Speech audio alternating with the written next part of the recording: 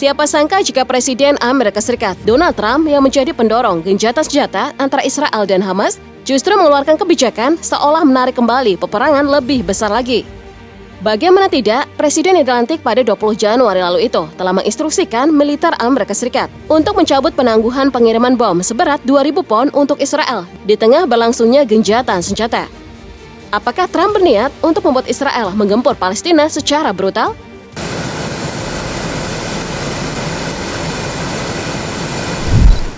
Kebijakan Trump ini tentunya menganulir keputusan mantan Presiden Amerika Serikat sebelumnya, yakni Joe Biden, yang memilih menahan pengiriman bom tersebut.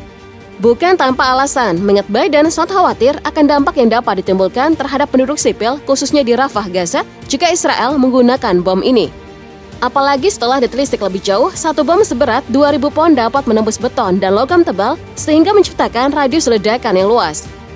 Jadi sangat berbahaya jika bom seganas ini jatuh ke tangan Israel yang sering kali menyerang musuhnya tanpa pandang bulu.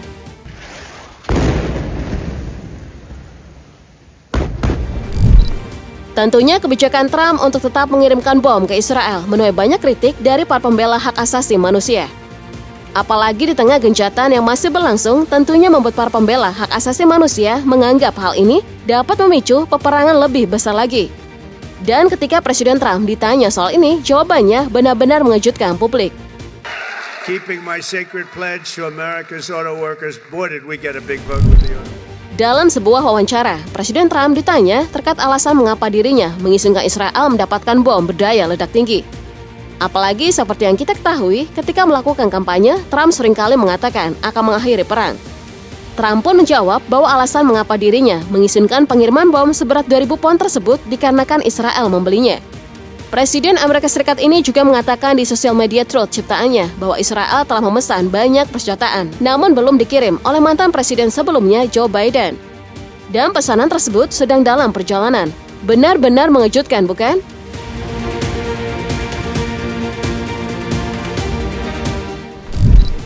Dengan pernyataan Presiden Trump bahwa Israel membeli bom tersebut, tentunya membuat para pengamat kini mendefinisikan ulang hubungan antara Israel dan Amerika Serikat. Pasalnya, seperti yang kita ketahui sebelumnya, bahwa di era kepemimpinan Joe Biden, Amerika Serikat telah menjadi mitra strategis Israel ketika mulai menyatakan perang melawan Hamas.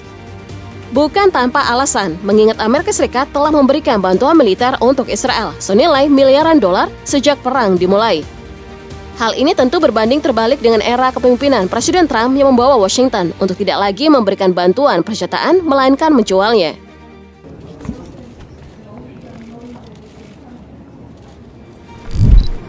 Harus diakui, selama Donald Trump melakukan kampanyenya untuk memperebutkan jabatan presiden di Amerika Serikat, ia sempat mengeluarkan statement yang cukup kontroversial.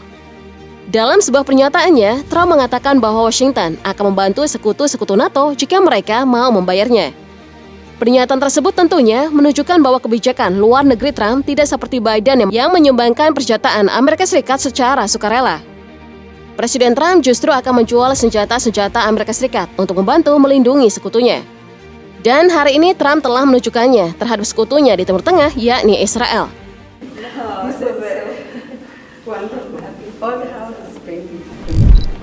Lalu bagaimana dengan tanggapan Israel? Apakah mereka keberatan dengan kebijakan Trump yang telah menghilangkan bantuan militer gratis dari Biden?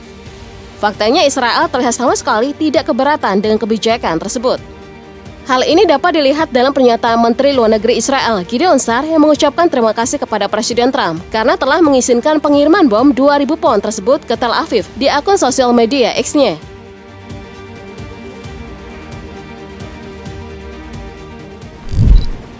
Lalu apa yang dapat disimpulkan dari hubungan diplomatik terbaru Presiden Trump terhadap Amerika Serikat ke sekutunya, terkhususnya Israel?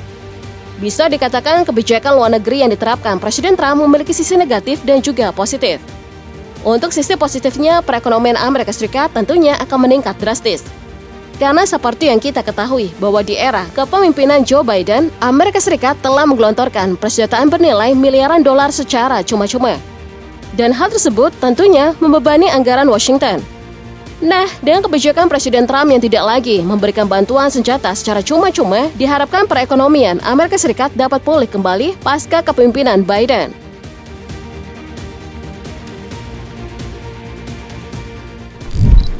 Ini tentu sejalan dengan pernyataan Trump yang akan menerapkan kebijakan American First, yang artinya ia akan memprioritaskan kepentingan negara dibandingkan kepentingan luar negeri. Namun apakah hanya itu dampak positif yang didapatkan dari kebijakan American First ini? Tentunya tidak sampai di situ saja. Seperti yang kalian ketahui bahwa baik Israel maupun Ukraina masih tetap kuat untuk berperang karena sokongan persenjataan gratis dari Presiden Biden. Namun ketika Presiden Trump menjabat dan memberikan tarif untuk setiap bantuan persenjataannya, maka kekuatan untuk berperang baik Israel maupun Ukraina tentunya tidak sama lagi. Karena sudah jelas bahwa kemampuan berperang mereka tentunya akan sejalan dengan perekonomiannya. Semakin banyak uang yang dapat mereka gelontorkan, maka semakin kuat pula mereka untuk berperang. Sedangkan sebaliknya, ketika Israel maupun Ukraina tidak memiliki uang, maka secara sukarela mereka harus menghentikan peperangan. Ini tentunya akan mendorong negara-negara sekutu Amerika Serikat untuk menghentikan konflik.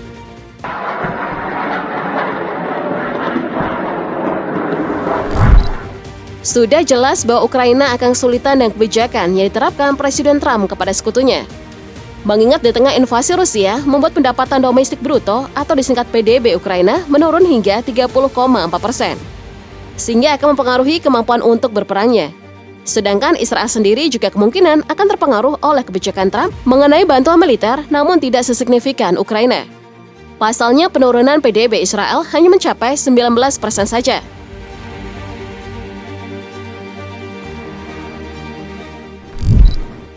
Maka dari itu dengan kebijakan ini besar kemungkinan Israel akan masih memiliki kemampuan untuk berperang. Mengingat perekonomian Israel belum berada dalam ambang kehancuran seperti Ukraina. Dan hal tersebut sangat mengkhawatirkan karena dengan perekonomian yang dimiliki Israel, Tel Aviv mampu mengeksploitasi persenjataan Amerika Serikat sama mereka memiliki uang. Ini tentunya akan menjadi ancaman besar bagi perdamaian di Timur Tengah, terkhususnya terkait gencatan senjata yang berlangsung.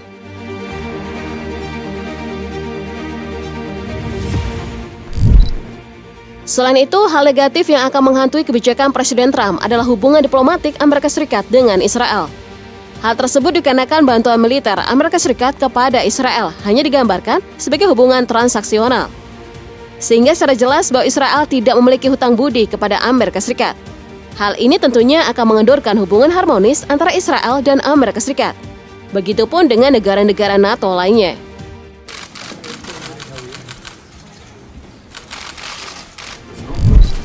Berbeda ketika Presiden Biden memimpin, Israel maupun negara-negara sekutu tentunya menjalin hubungan erat dengan Amerika Serikat. Bukan tanpa alasan mengingat Israel tentunya sangat bergantung dengan bantuan militer Amerika Serikat secara sukarela. Ini membuat Israel merasa bahwa mereka memiliki hutang budi terhadap Amerika Serikat yang telah mendukungnya dalam membasmi kelompok militan di Timur Tengah.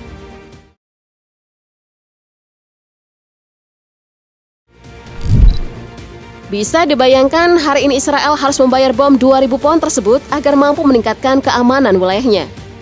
Sedangkan dulunya di era kepemimpinan Biden, Israel secara cuma-cuma mendapatkan bantuan ribuan bom dari Amerika Serikat. Secara rinci, Amerika telah memasok sedikitnya 15.000 bom dan 57.000 peluru artileri 155 mm yang sebagian besar dibawa oleh pesawat kargo militer C-17. AS juga telah mengirim lebih dari 5.000 bom Mk-82 tanpa pemandu, lebih dari 5.400 bom Mk-84, serta sekitar 1.000 bom GBU-39 berdiameter kecil. Bantuan ini tentunya berperan besar dalam melawan seluruh kelompok militan yang didukung Iran.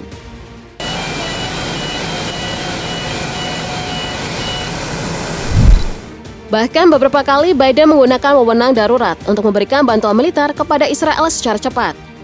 Terbukti 14.000 peluru tank senilai 106,5 juta dolar dikirim ke Israel sesegera mungkin. Ini belum termasuk dengan peluru artileri dan senjata terkait senilai 147,5 juta dolar pun diberikan kepada Israel untuk mengisi kembali persediaan senjata matra daratnya. Bahkan puncaknya, Israel mendapatkan izin untuk memboyong 25 unit jet tempur siluman F-35 tambahan seharga 3 miliar dolar dari sekutu terkuatnya itu. Membuat Israel semakin tak terkalahkan di Timur Tengah.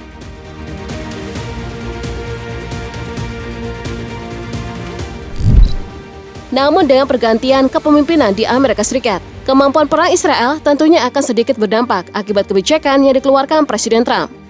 Namun nyatanya Israel sama sekali tidak peduli dengan hal tersebut. Karena beberapa waktu lalu beredar kabar bahwa di tengah gencatan senjata, militer Israel melancarkan serangan ke Lebanon yang telah menewaskan sedikitnya 22 warga sipil. Jadi, apakah konflik di Timur Tengah akan terus berlanjut?